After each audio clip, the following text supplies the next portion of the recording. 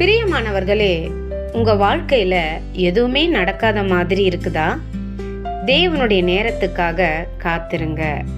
இந்த நாள்ல தேவன் உங்களுக்கு தரும் வார்த்தை ஆபகுக் 2:3 அது தாமதித்தாலும் அதற்கு காத்திரு, அது நிச்சயமாய் வரும், அது தாமதிப்பதில்லை. ஆம் பிரியமானவர்களே, அந்த காலத்துல உலகத்தில் பாவம் மிகவும் அதிகமா இருந்தது. மனிதர்கள் தேவனை மறந்து தங்களுக்கு பிடிச்சபடி வாழ ஆரம்பிச்சாங்க. தேவன் முதல்ல மனுஷனை படைச்சதுக்காக துக்கம் அடைஞ்சாரு.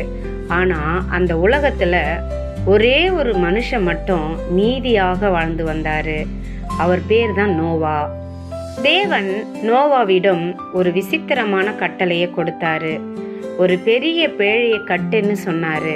இது ஏன் விசித்திரமானதுன்னா, அந்த காலத்துல மழையே பெஞ்சதில்லை. ஆனாலும் தேவன் பெருவெள்ளம் வரப்போகிறதுன்னு நோவாவை பேழையை கட்ட சொன்னாரு.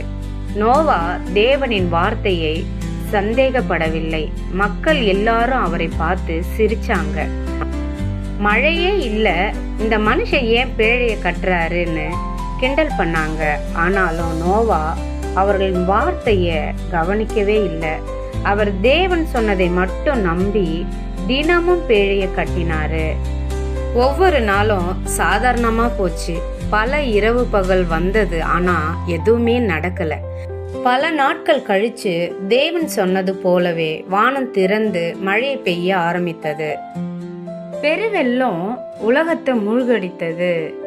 தேவன் சொன்னதை நம்பி பேழை கட்டிய நோவாவும் அவரோட குடும்பமும் அந்த பேழையில் பாதுகாப்பாக இருந்தார்கள். ஆம் பிரியமானவர்களே, சில நேரங்களில் நம்முடைய வாழ்க்கையில தேவன் கொடுத்த வாக்குத்தத்தங்கள் உடனே நிறைவேறாமல் இருக்கலாம்.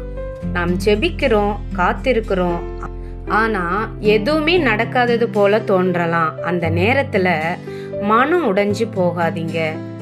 வேதாகமம் நமக்கு என்ன சொல்லுதுன்னா, அது தாமதித்தாலும் அதற்காக காத்திரு. நம்ம நினைக்கிறது இப்பவே நடக்கணும்னு நினைப்போம். ஆனா தேவன் நமக்காக ஒரு திட்டத்தை வச்சிருப்பாரு.